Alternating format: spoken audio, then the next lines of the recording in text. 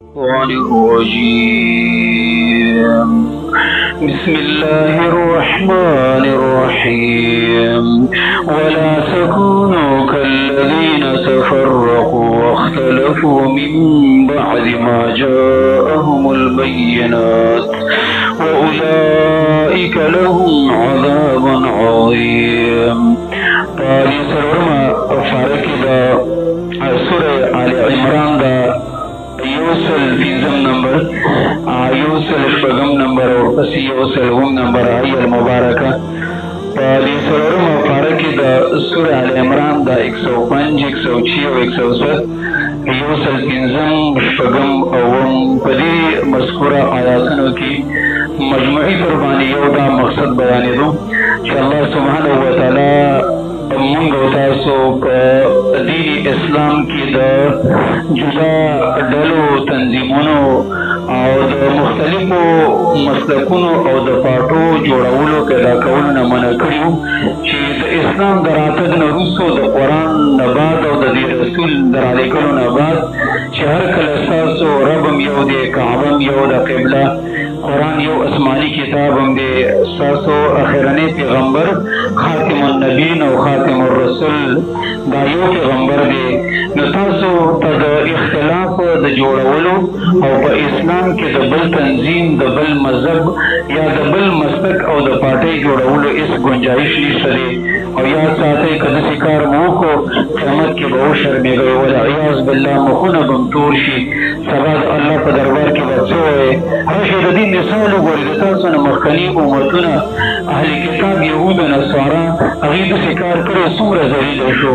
یہود کی دو اویڈلی جوڑی شوی نصارا کی دو اویڈلی اور نبی صلی اللہ علیہ وسلم فرمائی ستفترق امتی علی 73 فرقہ زما امت چی دیانو دا بدری اویڈلو تتقسیمی گی اور قسم روایت کی فرمائی لتتبعن سنن من کان قبلکم شبرا بشبرا زراعا بزراعی تاسو با مخکنو امتنو پسیزی ویش پلویش باندی و دغرنگی گز پا گز بانی حتی لو دخلو فی جهر ضرب لدخلتمو که مخکنو امتنو کی اسره دخادمی سوڑی تننوتی نتاسو باندسی کوئی نیدر مثال کی ذکر کرد اللہ پیغمبر ہوئی چه مخکنو امتنو اہلی کتاب یهود نصارو چه پدین کے سنگ حیلی او چلونا کوئی دسی بتاسم کوئی او دائی میری جو والعیاذ باللہ چه سنگ پا مخکنو امتنو کی پیو سڑی دخپل مور سرا بدکاری و زنا کری نو دابم بلی امت کی بکیگی نصابو ولی چه من کتا مخکنی خلق یاده نغیبی ولی چه رسولا یهود نصارا جو من پا یاده پیغمبر والپامن نور دتا سوک ما خوندقا تیادوما نتاسو پا پاگیب سی روانی گئی اللہ سبحانه وتعالی گوره دسی مکوئی کنینو دسخ عذاب بلی ممتلا شئی عجب و ناشنا خبر داده چه دا قرآن کریم دا اخبار نروسو چه قرآن مونگ دین منع کریو او نبی علیہ السلام دا دی پا بارک خبر ورکرلی دیم دا امت چه دینو دا ام پا اقا طریقه باندی روان شو دا مذہب دا وجنا دا سیاسی پارٹی دا وجنا دا بیل مسلک او دا غرنگی دا بیل تنظیم دا وجنا دا علاقی پا سطح بانی دا لسان او دا جبی پا وجبانی دا منطقی او دا غرنگی دا علاقی او دا بلد او دا ملک پا وجبانی پا اسلام کی بلا پارٹی جوڑول بل تنظیم جوڑول او دا غیر دا وجنا دا بل علاقی مسلمان تا سپک قتل یا جکم دا غیر نظریه تا سپک قتل پاغبانی دا تزویل او پاغبانی دا زلالت او دا ارتداد پتکی لگول دا سمر عظیم نقصان دے دی امت سمر نقصان ورکو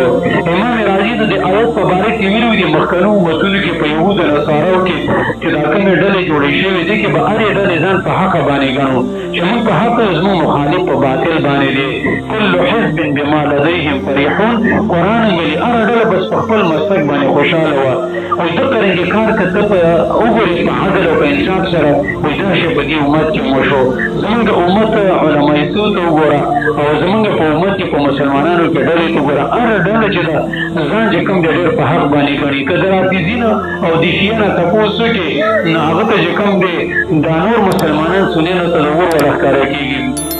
تاسو ګورئ زمونږ په د علاقو کې د اسلام په بنیاد باندې او د مذهب په بنیاد څومره ډلې جوړې شوي. په کال کې سیزنونه دي، هلکه دا د بریلیانو سیزن دی، دا 12 میلاد النبي دی، او دا د یهودو، دا د روافضو د شیعګانو دی، دا د محرم میاشت او دا 10 محرم دی. دا هر چا پکې یو سیزن دی. دا څنګه اسلام دی چې هر چا پکې بیل بیل چې کوم دی د عبادت مراسم هغه پکې بیل بیل دي. دا قلم نه مني، دا شعور نه مني. تاسو دې خبرې تاسې سوچ وکړئ. کال کې خامخا د پاکستان کې چې کومه یو فرقه ده د هغې به چې کوم دی یو بیل سیزن پکې وي، د هغې پکې یو بیل مراسم وي. او تاسو د مذهبي جوماتونو تاسې وګورئ، د هر جومات ځان له بېله بېله اجتماعي په کال کې د چا په جمعې کې او د چا د جمعې په شریک کېدلو کې د امت چې کوم دی څومره تتر بتر شوی دی او څومره تفریحي هغه پکې راغلي دي. د دې وجې نه د دې نه وروسته هم که چا په اسلام کې ډلې پیدا کړلې او د هغې د وجې نه عصبیت او تعصب وکړو، نو دا کار به د ضد د وجې نه کړي، سره جان بوج سر به کړي او دغه رنګې په پوهې به کړي. لا انجانکم، دا به د جهل د وجې نه بني. نو دا شاید چې کوم دی په دې امت کې راغلی و الله ته پټه و حکیم ذات دی چې دوی به دا کار کوي. او نبي علیه صلات وسلام د مخکې نه خبر ورکړی. دغه وجه ده چې په دې آیاتونو کې د دې تفریقې د فرقواریت سخته غندنه او سخته نیوکه ده. د دې دپاره اسان حل هغه دا دی، نبي صلی الله علیه وسلم فرمایلي دي علیکم بالامر الاول، په تاسو باندې اولنی زور دی لازم دی، بس دغه راټینګئ. عقیده، نظریه، طریقه، بس هغې ته ګوره که د صحابو په زمانه کې وه یو عقیده، یو نظریه، یو طریقه د عبادت، بس دغه معیار دی، دغه راټینګه کړه. که چېرته داسې یو عقیده، داسې یو نظریه، یو مفکوره، داسې یو طریقه عبادت چې په دور او د صحابو او د سلفو کې نو، بس مه کوه، دا دین نه دی، دا به چا د ځان نه وروسته جوړه کړې. بدعت همدغې ته ویلی کېږي چې په هره علاقې کې مختلفې. تاسو په دې دین کې د بدعاتو ته وګورئ، د هرې علاقې خپل عرف او دغه رنګې خپل رواج وي، که چېرته دا تجربه هم شوي وي. نو نبي علیه صلات وسلام مونږ د دې نه منع کړي وو او د دې په باره کې خلکو د ځان نه کمزورې خبرې جوړې کړي. دا حدیث یې د ځان نه جوړ کړی چې اختلاف امتي رحمه، اختلاف زما د امت چې دی نو دا رحمت دی. اختلاف څنګه رحمت دی؟ دلته خو خلکو یو بل مړه کړل، په یو بل باندې د ضلالت او د ګمراهۍ پتې ولګوي. او دغه رنګې قرآن کریم کې الله فرمایلي ولا یزالون مختلفین الا من رحم ربک. ته ګوره دلته د اختلاف او د رحمت په مابینځ کې تقابل ذکر کړی. یا به اختلاف وي، زحمت وي، عذاب وي، او یا به چې کوم دی رحمت وي. چې کله اتفاق او اتحاد نو دا رحمت دی، او د دې په مقابل کې که کله مختلفې ډلې نو دا زحمت دی. دې ته چې کوم دی دغه مه وایه، رحمت ورته مه وایه. دارنګې نبي صلی الله علیه وسلم فرمایلي دي الجماعه رحمة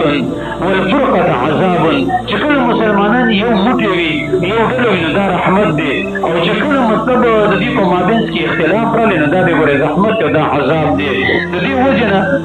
قرآن کریم د دې نه سخته منع کړې ده او د دې نتیجه او انجام یې ذکر کړی چې چا په اسلام کې نوې ډله، نوې تنظیم، نوې پارټي جوړه کړله او د هغې د وجې نه په مسلمانانو کې انتشار پیدا کړو، اختلاف او فرقواریت پیدا کړو. غالبا د داسې انسان خاتمه به په کفر باندې کېږي والعیاذ بالله. دا سړی به سبا په قیامت کې د الله په دربار کې مختورن به ولاړي، مخ به تک تورې د تور طبعي په شانتې او رسو شرمېدلی به وي. زمونږ امت مسلمه چې دی هسې د خپل ملک حالت ته به وګورو، څومره ډلې پکې دي. نبي علیه صلات وسلام 3 اویا ډلې یادې کړي. اهل علم ویلي دا 100 ډلې دي، 6 ډلې دي، لیکن د هغې رجع چې کوم دی نو هغه به 3 اویا ډلو ته کېږي. معتزله، کرامیه، روافض، دغه رنګې چې کوم دی مرجئه، اهل سنت والجماعت. د په روافضو کې چې کوم دی شیعګانو کې څومره ډلې دي، داسې چې کوم دی په دې نورو مقلدینو وغیرو کې به ډېر چې کوم دی جماعتونه دي او څومره ډلې دي. اګر دې تاسو وګورئ چې دا هر چا بېل بېل مسجد دی، بېل بېل مکتب دی، بېله بېله چې کوم دی مدرسه ده. ټیک ده چې د فحشان په سطح باندې چې هلکه دا د پلانې مدرسې نه فارغ دی، هلکه دا د پلانې مکتبه فکر والا دی. داسې که هسې د پحچان او د پېژنګلو په بنیاد باندې تغیر ځان ځای کېږي نو صحیح ده، خو د هغې د وجې نه په یو بل باندې چې کوم دی بیا د کفر فتوې لګول، یو بل باندې دا خبرې کوي چې ده پسې مونځ نه کېږي او د دې سره چې کوم دی د دې د زنانو سره نکاح نه کېږي او دغه رنګې دا زمونږ مذهب نه بار دی، دا خو ګمراه دی. نو دا شی بیا ډېر خطري دی، په دې باندې بیا ډېره یېره پکار ده. دې وجې نه الله سبحانه وتعالی ځکه دې آیتونو کې داسې انساني کړی ولا تکونو کالذین او مه کېږئ مؤمنانو ای مسلمانانو په شان دا کسانو باندې تفرقو چې هغوی ډلې ډلې شوې واختلفو هغوی اختلاف کړی و. یا خو دا یو خبره د تفرق او اختلاف یو دی، یا چا ویلي چې بندګۍ کې چې کوم دی نو هغه نوې طریقه ایستل او اختلاف چې دی نو دا په عقیده کې چې ولې تفرق په العقیده مراد دی او اختلاف په دیانت مراد دی چې ځان له نوې ډله کله جوړه کړي سړی چې کله د اسلام کې یو نوې ډله راوباسي بیا په هغې باندې نه صبرېږي بیا د یو بل سړی سموس غریبان شي بیا د هغې د وجې نه د یو بل وینې تویوي او دغه رنګ په یو بل باندې اقدام کوي نو تفرق چې دی نو دا په عقیده کې او اختلاف معاندة الحق ویل کېږي د حق دشمني کول دا خبره یاد ساته چې تفرق او اختلاف په اصطلاح د شرع کې د حق نه اورېدل او د حق په خلاف کې په باطل باندې ودرېدل دې ته فرقواریت وایي فرقواریت دې ته نه ویل کېږي چې اوس یو مثلا یو عالم دی یو داعي دی هغه ته د حق مسله بیان کړله او مخکې زمانه کې تا نه وه اورېدلې او ته وایې چې هلکه دا خو ته په امت کې ټول راوسه خو مونږ نه وه اورېدلې نو داسې به نه وې مونږ په یو ځای کې بیان کوو نو بس یو ملګري دا خبره وکړه مونږ سره جنازه کې ملاو شوم هغه ویلې چې تاسو کومه خبره کوئ دا خو زه دغه دوبۍ ته هم تللی یم اته کاله مې تېر کړي دا مسلې خو ما ته نه دي اورېدلې ما دوبۍ ته څه پسې تللی وې مزدرۍ له تللی یم که علم له تللی وې مزدرۍ له به تللی وې اته کاله به دې ټیک ته په دیره کې تېر کړي مونځ به دې کړی یا به دې نه کړی زمونږ در باندې ښه ګمان کوو اکثر مزدور کوه سړی ستړی جمعې مونځ هم ته اکثر چې کوم دی ته پاتې کېږي مونږ ته ملګرو دا خبرې کوي نو ته چا تا ته یو عالم ته ناست دی یو ملا هغه نه دې مسلو په باره کې تپوس کړی که نه هسې به نه وي چې هلکه دا ما نه دي اورېدلي اوسه پورې لکه د دې یو مثال تاسو وګورئ حدیث کې صحیح راغلي دي تاسو له دې مسلې تپوس کولی شئ کتلی شئ چې کله سړی جنازه په سړي باندې کېږي نو د هغه سر ته به ودرېږي او په زنانه باندې چې کله جنازه کېږي نو د هغې منځ ته به ودرېږي حدیث د انس بن مالک کې راغلي بخاري کې تاسو کتلی شئ اوس یو سړی چې کوم دی دا طریقه نه ده اورېدلې او هېڅ چاته لیدلې ده د خپلو مولین نه او بل عالم درته وکړله نو داسې به نه وي چې هلکه دا اوسه پورې مونږ نه ده اورېدلې نو دا زه نه منمه دا داسې انکار به نه کې د ښه نه اورېدل نه کتل دا خو دلیل د نشواري نه شي کېدی دې داسې مثال دی لکه یو سړی وي هلکه مثال په طور باندې سعودي نشته دی ولې ما نه دی لیدلی زه ورته نه یم تللی تا به نه یې لیدلی ته به نه یې تللی خو لیکن شته دی نو دغه رنګې هلکه دا مسله شته دی خو ته معلومات وکړه دغه رنګې ته د دې په باره کې د علماو سره محاورت داسې ډېرې مسلې دي لکه تاسو وګورئ حدیث کې راغلي چې کله زنانه وفات شي نو د هغې حدیث کې راغلي ابن عتیق د نه فرمایي وایي مونږ د کلثوم له زنانه د پیغمبر لور وفات شوې وه نو مونږ ته پیغمبر وویلې چې تاسو به د دې درې کونسۍ جوړې کړئ شاته ډوله واچوئ دا اوس سنت طریقه ده اوس ډېر خلک داسې کار کوي چې هغه د زنانه کله وفات شي نو د هغې دوه کونسۍ جوړ کړي د مخې ته له راولي نو داسې به اوس نه وي چې هلکه دا مسله خو مونږ نه ده اورېدلې او مونږ د چا نه نه ده لیدلې زه نه منمه دا د مزاج نه جوړول پکار د هرې مسلې په باره کې چې کوم دی معلومات کوئ ما چې ته یو خبره وکړم داسې بې دلیله مه منئ زموږ یاره خبره الحمدلله په دې موبایل کې ریکارډ کېږي تاسو ته مونږ په لوډسپیکر باندې وایو څوک داسې جرأت نه شي کولی چې هغه د الله په کور کې کښېني او بیا د لوډسپیکر ته هغه غلطه مسله وکړي تاسو خو خرا خلک یې ښه او بد باندې پوهېږئ والله چې یو غلطه خبره ته زه وکړم ستا دا ذهن به داسې وایي چې ملا خطا شولې دا خبره دې ټیک نه ده دا دې کمزورې ده زموږ خبره دې د وجې نه علی الاعلان زموږ ریکارډ کوئ تاسو یې ګرځوئ مولانو ته چې ګوره دا لفظ داسې وایي دا عربي داسې وایي دا حدیث یې داسې ویلی دی دا قرآن آیت ته هغې ترجمه ټیک کړې که خطا یې کړې ده نو د هرې مسلې په باره کې چې کوم دی معلومات کوئ زما عزتمندو په آخرت باندې ور روان یو څه ګپ شپ او ټوکې خو نه دي په دې باندې الله نه موږ جنت غواړو په دې باندې موږ سبا په قیامت کې پاس کېدل غواړو دا څومره سنجیده خبرې دي د دې وجې نه ځان د ترخواریت نه بچ کول پکار دي من بعد ما جاءهم البینات پس د هغې نه چې راغلي دوی ته ښکاره دلایل په حقانیت د اسلام باندې اولئک لهم عذاب عظیم و دې کسانو دپاره عذاب دی لوی شان والا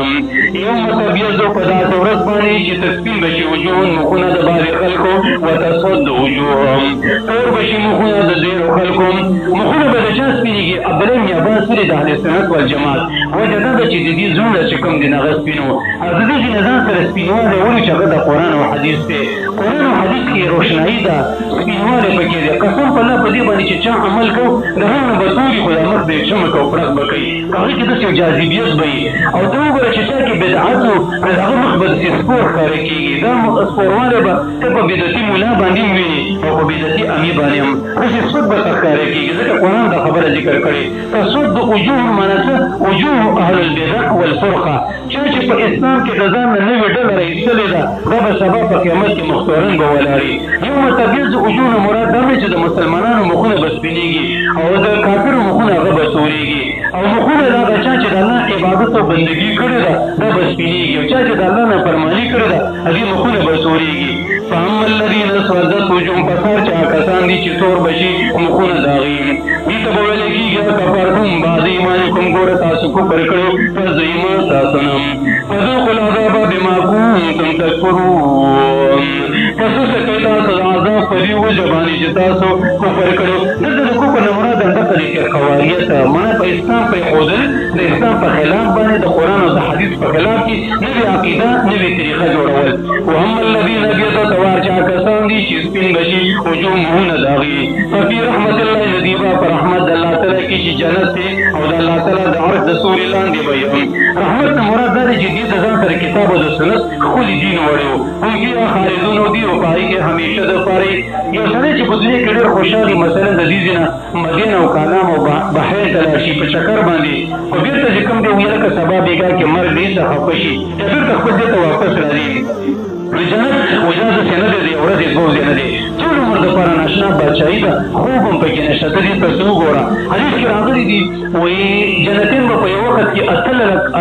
کاله دسي مدهوش وندي وي الله رب العالمین بوته د خپل شان مناسب سورې طه بوي موږ چې په دنیا کې د قاری आवाज ورو خوږي یا د قصه په کوجر چې دی دمه आवाज ورو هغه څومره خوند او مزه ورکړي رب العالمین په आवाज او د الله په کلام کې به څنګه ناشنا خوند او مزه نشبي الله سبحانه وتعالى دې موږ سره نصیب کړي او بالله